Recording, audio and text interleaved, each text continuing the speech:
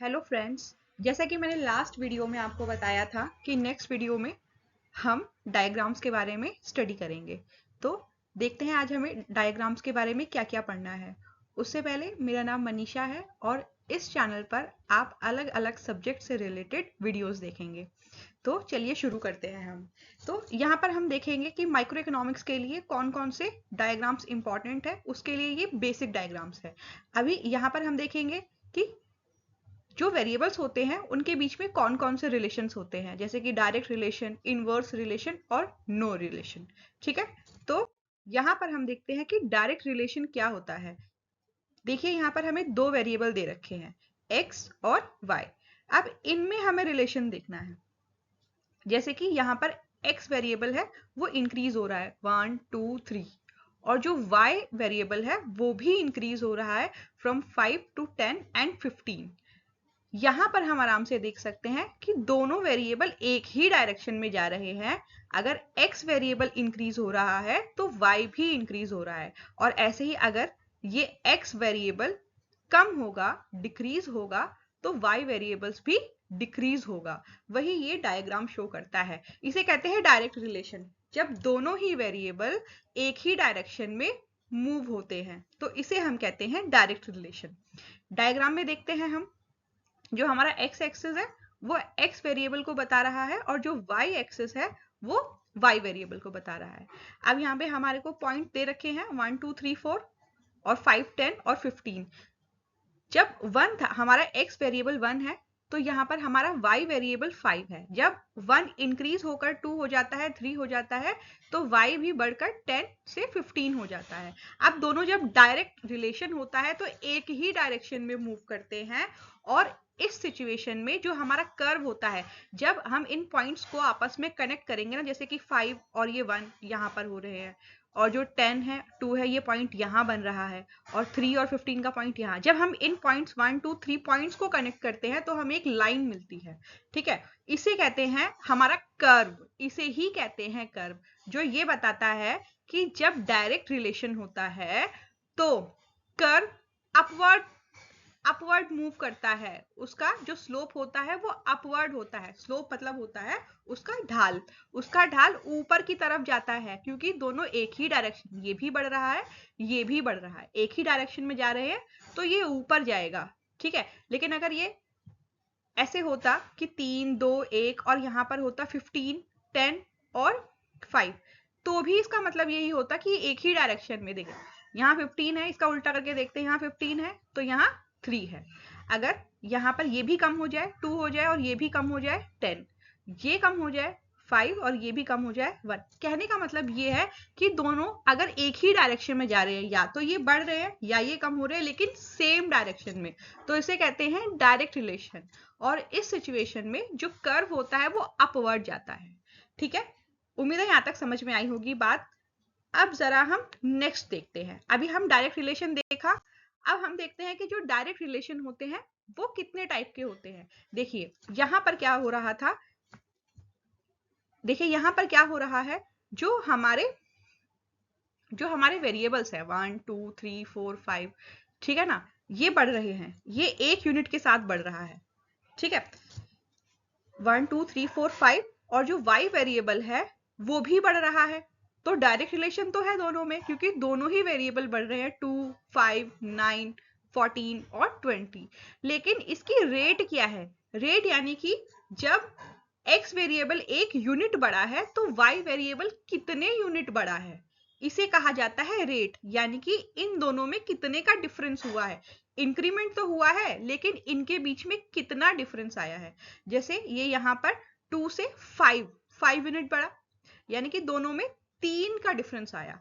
अब ये 5 से 9 हुआ, यानी कि ये बड़ा है, लेकिन इस बार पहले 3 यूनिट बढ़ रहा था, अब 4 यूनिट बढ़ गया है। अब 9 से 14 हुआ, यानी कि और ज्यादा बढ़ गया है, 5 यूनिट और इंक्रीमेंट हुआ है, और यहाँ पर 6 यूनिट और इंक्रीमेंट हुआ है।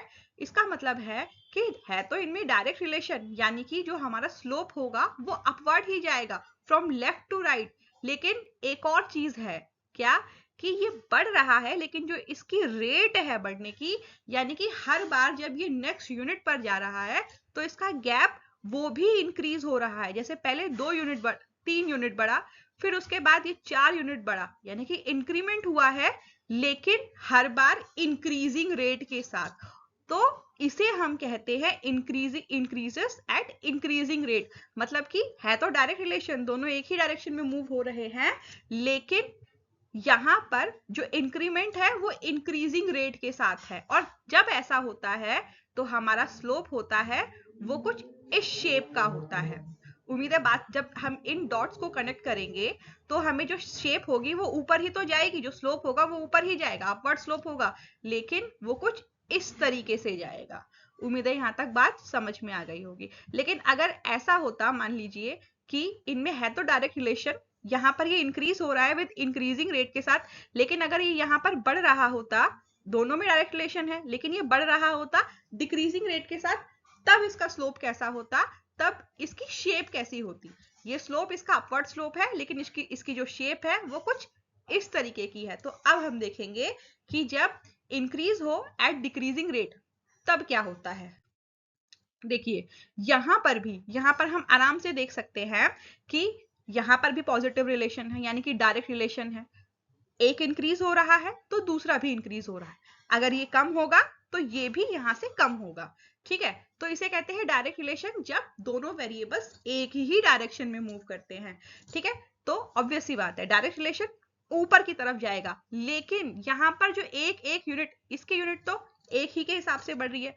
ठीक है ना, 1 2 3 4 5, एक एक यूनिट के हिसाब से यहाँ पर इंक्रीमेंट हुआ है, लेकिन यहाँ पर ये बड़ा तो है, यहाँ पर ये बड़ा तो है y वेरिएबल, लेकिन डिक्रीजिंग रेट के साथ हर बार बढ़ रहा है, लेकिन इसके बढ़ने की रेट कम होती जा रही है। जैसे कि यहाँ पर ये 5 से 9 हुआ, यानी कि यहाँ पर 4 यूनिट का इंक्रीमेंट हुआ, फिर 9 से 12 हुआ, मतलब कि यहाँ पर 3 यूनिट का इंक्रीमेंट हुआ, फिर 2 और 1 इंक्रीमेंट हुआ है, लेकिन हर बार इसके बढ़ने की जो रेट है, जो गैप है, वो कम होता गया है। तो इस सिचुएशन में जाएगा तो वो अपवर्ड ही, फ्रॉम लेफ्ट टू राइट, ऊपर ही जाएगा, क्योंकि डायरेक्ट रिलेशन में यही होता है, वो अपवर्ड स्लोप, अपवर्ड मूव करता है। ठीक है, उसका स्लोप जो होता है वो अपवर्ड होता है, लेकिन इसकी शेप इस बार चेंज हो जाएगी। ये जो शेप होती है ये यही बताती है तो direct relation, but decreasing rate के साथ। ठीक है, तो उम्मीद है आपको वो सारे डायग्राम समझ में आ गए होंगे जिसमें कि हमने डायरेक्ट रिलेशन पढ़े। ठीक है, जब उनके बीच में सेम रेट से इंक्रीमेंट हो रहा था, फिर जब सेम रेट से इंक्रीमेंट हो रहा था, जब इंक्रीजिंग रेट से इंक्रीमेंट हो रहा था पॉजिटिव रिलेशन में, और फिर जब डिक्रीजिंग रेट के साथ उसमें इंक्रीमेंट हो रहा था। अब पढ़ते हैं हम इनवर्स रिलेशन। देखिए इनवर्स रिलेशन का मतलब होता है कि दो वेरिएबल्स x और y, ये दोनों हमेशा उल्टी डायरेक्शन में जाए। इनवर्स का मतलब होता है कि हमेशा ये ऑपोजिट डायरेक्शन में जाए। जैसे कि यहाँ पे 1 2 3 ये बढ़ रहा है, तो y वेरिएबल हमारा कम हो जाएगा, y वेरिएबल जो होगा वो हमारा कम हो जाएगा। देखिए 15 10 5 ऐसा कुछ हो जाएगा। और अगर ये कम होगा 3 2 1, तो ये बढ़ जाएगा, 5 10 और 15 हो जाएगा। तो यहाँ पर ये डायग्राम में भी यही बताया गया है कि जब देखिए जब ये 15 है तो ये 1 है, जब ये 10 है, यहाँ पे देखिए यहाँ पे ये 10 है y, तो ये यहाँ पर 2 है, बढ़ के 2 हो गया है 1 से। और जब ये और कम होकर 10 से और कम होकर, जब ये 10 से और कम होकर 5 हो जाता है, तो हमारा x वेरिएबल और बढ़कर 3 हो जाता है। ठीक है, ये बढ़कर 3 हो जाता है यहाँ पर। ठीक है, तो यहाँ पर हमें पता चलता है कि इनके बीच में इनवर्स रिलेशन है। कैसा रिलेशन है इनके बीच में? इनवर्स। देखिए ये यहाँ पर अगर कम होगा ये 15 से 10 होगा। ठीक है, तो यहाँ पर देखिए ये 15 से 10 हुआ, तो ये इंक्रीज हो जाएगा और ये 2 हो जाएगा। और अगर ये और कम होगा, ठीक है, तो ये यहाँ पर कनेक्ट हो रहा है, यानी कि ये 2 से इंक्रीमेंट होकर और ये बढ़कर 3 हो जाएगा। ठीक है, इसे कहते हैं इनवर्स रिलेशन। और इस सिचुएशन में जो हमारा स्लोप होता है वो डाउनवर्ड होता है। जब भी हम डायग्राम देखते हैं और जब कोई डायग्राम किसी का कर्व का जो स्लोप होता है वो डाउनवर्ड होता है, तो हम कहते हैं कि यहाँ पर दो वेरिएबल्स के बीच में इनवर्स रिलेशन है। ये देखकर ही पता चल जाना चाहिए। अगर ये इनवर्स रिलेशन है तो ये हमेशा डाउनवर्ड स्लोप का होगा, जो कि ये हमेशा ये दिखाता है कि इनके बीच में इनवर्स रिलेशन है, दोनों एक दूसरे की ऑपोजिट डायरेक्शन में जाएंगे। ठीक पुराने वाले की तरह ये भी 3 तरह के होंगे। देखिए यहाँ पर क्या है, ये इक्वल रेट, यहाँ पर ये कम हो रहा है लेकिन इक्वल रेट के साथ, ठीक है। जैसे कि यहाँ पर देखते हैं ये बढ़ रहा है, ये कम हो रहा है, लेकिन इनके बीच का जो गैप है वो हर बार 5-5 का है और इनका 1-1 का है रेशो, ठीक है। तो हमें समझ में आता है कि यहाँ पर अगर ये जो गैप है, अगर इनके बीच में इनवर्स रिलेशन है और y वेरिएबल के कम होने की जो यूनिट्स है वो हर बार जो रेट है वो हमेशा इक्वल है, तो ये सीधी लाइन में बनता है, ठीक है, ये सीधी लाइन में बनता है। लेकिन अगर इसका गैप हमेशा इक्वल नहीं होगा तो क्या होगा, ऑब्वियस सी बात है, इनवर्स रिलेशन है तो डाउनवर्ड स्लोप होगा फ्रॉम लेफ्ट टू राइट। अगर पॉजिटिव रिलेशन था तो वो अपवर्ड स्लोप का था, जो कि हमने पिछली स्लाइड में देखा था। अब आगे देखते हैं, ये तो सेम रेशो है, ठीक है। अब इनवर्स रिलेशन ही है, जहां पर डायग्राम नीचे गया इनवर्स रिलेशन। अब जरा यहाँ पर हम देखते हैं, देखिए ये भी स्लोप नीचे जा रहा है, यानी कि x और y में इनवर्स रिलेशन होगा। ये देखिए ये बढ़ रहा है तो ये घट रहा है, तो ये जो स्लोप है ये हमें यही बता रहा है कि यहाँ पर इनवर्स रिलेशन है। लेकिन जरा हम यहाँ पे ध्यान से देखें तो ये कैसे कम हो रहा है। देखिए पहले ये 20 था, फिर ये 14 हुआ, ठीक है, इनके बीच में 6 यूनिट कम हुई है, यानी कि 20 से 14 पहुंचने पर 6 यूनिट कम हुई है। अब ऐसे ही 14 से 9 पे पहुंचने पर हमारी कितनी यूनिट कम हुई है, 5 यूनिट कम हुई है। यानी कि पहले 6, फिर 5, फिर उसके बाद यहाँ पर देखिए 9 से 5, यानी कि कम हो रहा है, लेकिन इसके बीच में कितने का गैप है, पहले ये 6 यूनिट कम हुआ, फिर उसके बाद ये 5 यूनिट कम हुआ, ठीक है ना, और यहाँ पर ये 4 यूनिट कम हुआ और यहाँ पर ये 3, यानी कि ये कम तो हो रहा है, ये तो सेम यूनिट से बढ़ रहा है, ये कम तो हो रहा है, लेकिन इसकी रेट हर बार कम आ रही है, तो वो बनता है इस शेप का, और इस शेप को हम कहते हैं कॉन्वेक्स, ठीक है, इसको हम क्या कहते हैं, कॉन्वेक्स शेप कहते हैं हम इसको, जो ये बताती है कि दोनों वेरिएबल में है तो रिलेशन इनवर्स, ठीक है, लेकिन अगर एक वेरिएबल बढ़ेगा दूसरा कम होगा, तो वो जो कम होने की यूनिट होगी ना, जो कम होने की रेट होगी, वो हर बार डिक्रीज होगी, ठीक है। उम्मीद है ये बात समझ में आ रही है। ये बढ़ रहा है सेम रेट से, ये कम हो रहा है, लेकिन इसके कम होने की जो रेट है वो हर बार डिक्रीजिंग रेट है, यानी कि किसी चीज को हम कम कर रहे हैं, लेकिन हर बार जब कम कर रहे हैं तो सेम रेट से नहीं कर रहे हैं। एक बार हमने बहुत ज्यादा कम कर दिया, जैसे कि पैसे हैं, एक बार हमने बहुत ज्यादा कम कर दिए, अगली बार हम कम करेंगे लेकिन उससे कम रेट से करेंगे। तो ये यहाँ पर यही बता रहा है, इस शेप को कहा जाता है कॉन्वेक्स शेप, और ये यही बताती है कि है तो यहाँ पर इनवर्स रिलेशन, लेकिन अगर एक यूनिट कम हो रही है तो उसकी रेट हर बार कम ही होगी, ठीक है। अब नेक्स्ट आता है, ये भी इनवर्स रिलेशन है, देखिए स्लोप जो है वो ऊपर से नीचे की तरफ जा रहा है, डाउनवर्ड जा रहा है, और यहाँ पर x और y वेरिएबल है 1 2 3 4 5, ठीक है ना, और ये भी देखिए कम हो रहा है, ये ज्यादा हो रहा है, ये बढ़ रहा है x वेरिएबल, और ये कम हो रहा है 15 14 12, लेकिन यहाँ के जो बीच की इसकी रेट है वो हमेशा बढ़ती हुई आ रही है। जैसे कि इसने यहाँ पर सिर्फ एक ही यूनिट कम किया 15 से 14, फिर इसने 2 यूनिट कम कर दिया, फिर इसने 3 यूनिट कम करा 12 से 9, यानी कि इनके बीच में 3 यूनिट कम हुई है, फिर 9 से 5, यानी कि यहाँ पर पूरी 4 यूनिट कम हुई है।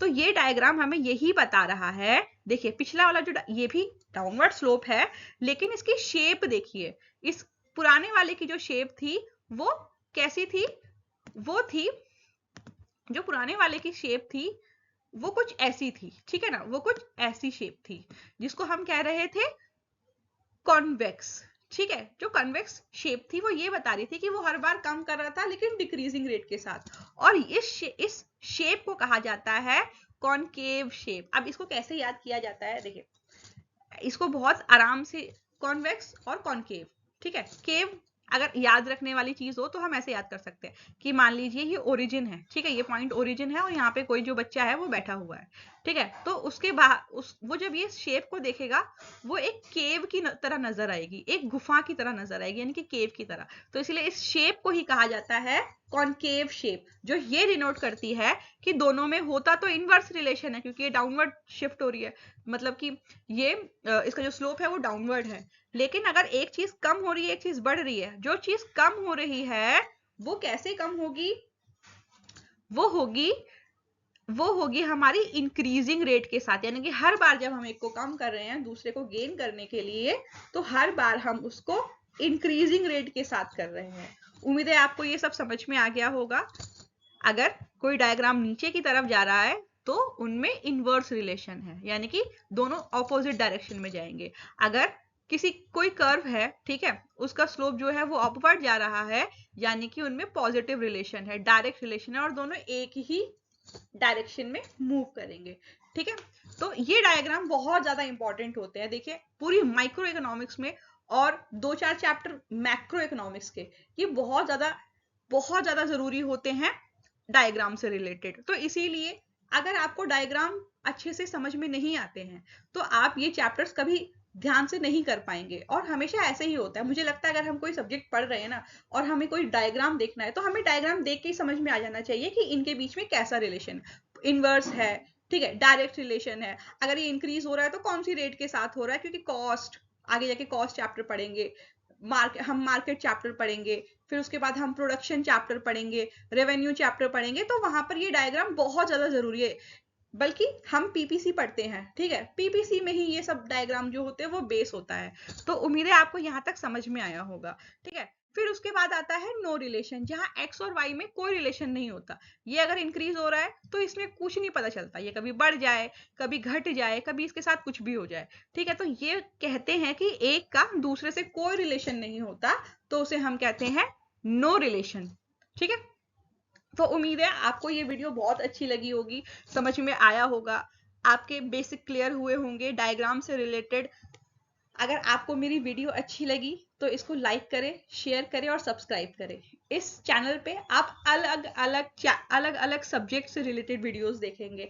आपको बेसिक से लेकर आपको एडवांस लर्निंग होगी, आपको समझ में आएगा कि अगर हम ये सब्जेक्ट पढ़ रहे हैं तो ये इतना टफ नहीं होता। कोई सब्जेक्ट टफ नहीं होता है, बस उसमें कुछ बेसिक चीजें होती जो हमें समझ में आने चाहिए। मुझे लगता है कि जो माइक्रो इकोनॉमिक्स है उसके लिए डायग्राम, ठीक है, उसके लिए टेबल्स, ये सब कुछ बहुत ज्यादा जरूरी होते हैं बहुत शुरू में ही। अगर आपको ये नहीं आते तो मुझे लगता है कि यहाँ पे बहुत ज्यादा सिचुएशन खराब हो सकती है।